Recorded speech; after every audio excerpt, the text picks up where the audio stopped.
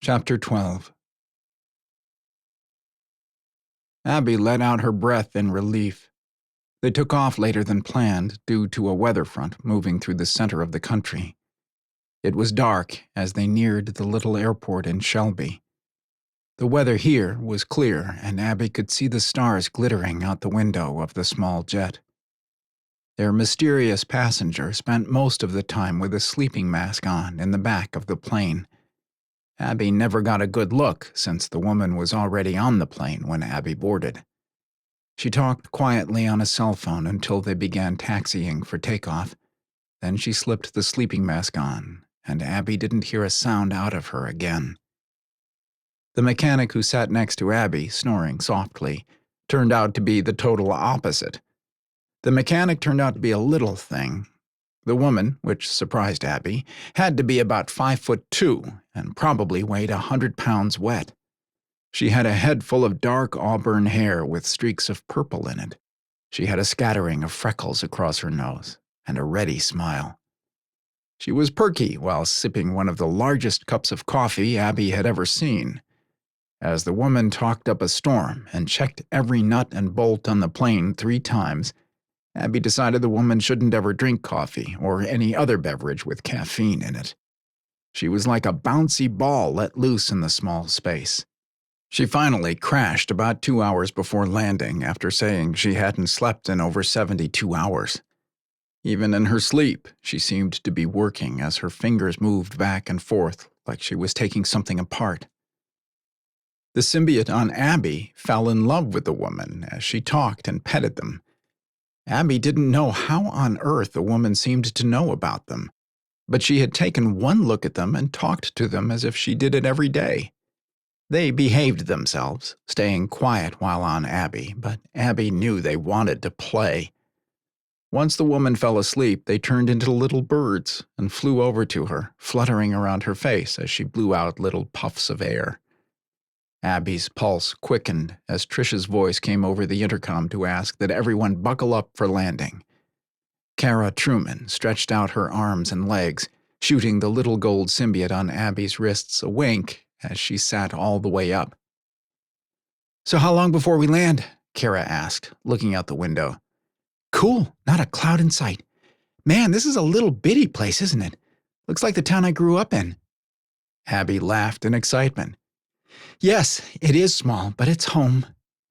"Looks like you have a reason to be back. Is he cute? Does he have a brother?" Kara asked mischievously. "Yes, he is, and yes, he has 4 brothers," Abby replied, distracted before she realized what she had just said. Laughing, Kara stretched again. "Busted. Well, if they're cute, point me in their direction. I'm always looking for a good time in a small town." Abby couldn't help but laugh. Kara had the kind of personality that anyone couldn't help but fall in love with. She was a ball of energy. Even sitting still, she moved around. Kara saw Abby's amused smile and couldn't help the rueful grin that curved her lips. "I'm a little ADHD. I couldn't sit still if my life depended on it, and I only sleep about 4 hours a night, if I'm lucky. Drives everyone nuts, but I get a lot done. I have an IQ out the kazoo. Needless to say, most people and all men can't stand being around me for more than 5 minutes. Oh, but I do love to drive them crazy first." Abby chuckled. "Well, you haven't driven me crazy, and I have thoroughly enjoyed your company." Ariel's voice came on to say they would be at the gate in just a few minutes, thanking everyone for flying Ham Air, the only airlines where pigs did fly. Abby and Kara looked at each other before bursting out laughing. Both Trisha and Ariel had very dry senses of humor. The airport was dark except for the few lights on some of the nearby hangars and the airport terminal. Harry had gone home hours before. Since it was so late, Abby didn't have the heart for the 4 women to head back across country. While she wasn't sure about what to do, her grandparents always stressed good manners as she was growing up. Abby bit her lip, wondering how Zoran would feel about her bringing home some new friends for the night. She could always let them use her grandfather's truck to drive back the next morning and work with Edna on getting it back. "It's really late for you to head out tonight. Would you like to stay at my place for the night?" It's a little ways up the mountain, but it's really beautiful. I have an extra bedroom, if you don't mind doubling up, and an oversized couch that makes a great bed." Abby looked nervously, wondering if the women would be offended. "Sounds great to me," Kara said, stretching. "I'd go bonkers if I had to get back in that tin can tonight. I'd love to meet your man. You said he had some brothers? Any chance of meeting them between tonight and tomorrow morning? I love meeting new guys. I'm trying to break my record of driving them off. I think the longest any have put up with me was 10 minutes. Trisha and Ariel laughed. "Ah, Kara, I think that Danny guy lasted 12. What do you think, Ariel?" "Oh, at least 12, maybe even 13 minutes, Ariel added. Kara laughed out loud. "You two are nuts.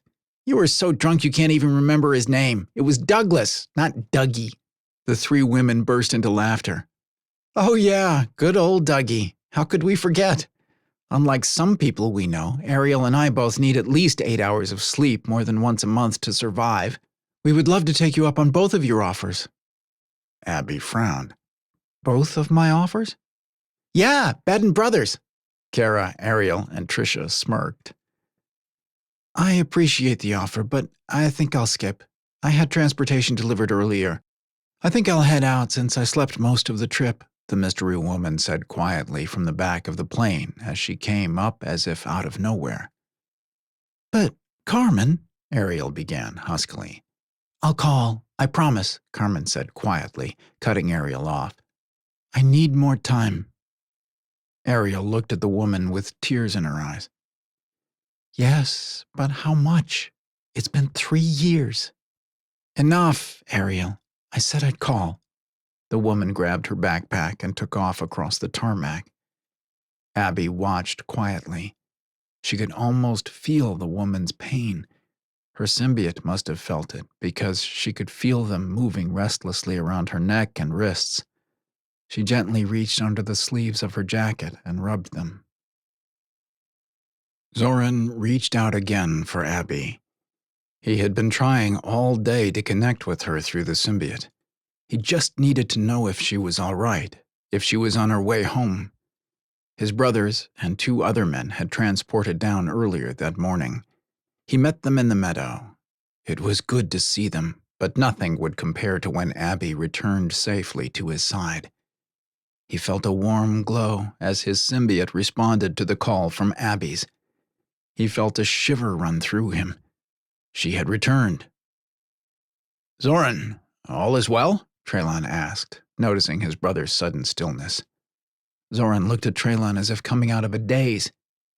"She has returned." Keelan and Traylon grinned at their brother, noticing a difference in him already. Zoran was not the only one impatient for his mate's return. His dragon fairly roared with the desire to see her as well. Zoran looked at both of his brothers with a grin. "Soon you will meet my true mate." They laughed and teased Zoran and his dragon with all the things they wanted to do to keep him occupied so he couldn't be alone with his mate. Zoran growled playfully at his brothers, roughhousing with them as they walked back to the cabin. The other 2 men would take his mothership back to the warship where she could safely change form. He, Abby, and his brothers would use a transport beam to return. He ached to show Abby the wonders of his world. He was just commenting on that fact when he felt Abby reach for him. Stopping, he frowned for a moment before looking at his 2 brothers. "Abby will not be returning alone. There are 3 females with her." His 2 brothers looked at each other with a mischievous smile. "Perhaps she brings our true mates to us," Traylon teased. "I, for one, am not ready, but perhaps Keelan, Mandra, and Creon might appreciate having one. I still have much to taste before I settle for one female." Keelan laughed, grabbing Traylon around the neck. "You believe yourself a bold dragon to satisfy so many females. It takes that many because none could ever put up with you for long." Zoran laughed as he watched his brothers joking around. He had missed much and would not be so eager to leave his homeworld again once the situation with the Curazans was dealt with. He was about to join in when he felt a shaft of intense pain and fear. His dragon roared and clawed as he felt the danger to his mate. Before he could say a word to his brothers, he had already shifted and was lifting off the ground in a loud roar. Within moments, both Keelan and Traylon shifted and followed him without question, their symbiotes transforming to gold armor around the bodies of their dragons.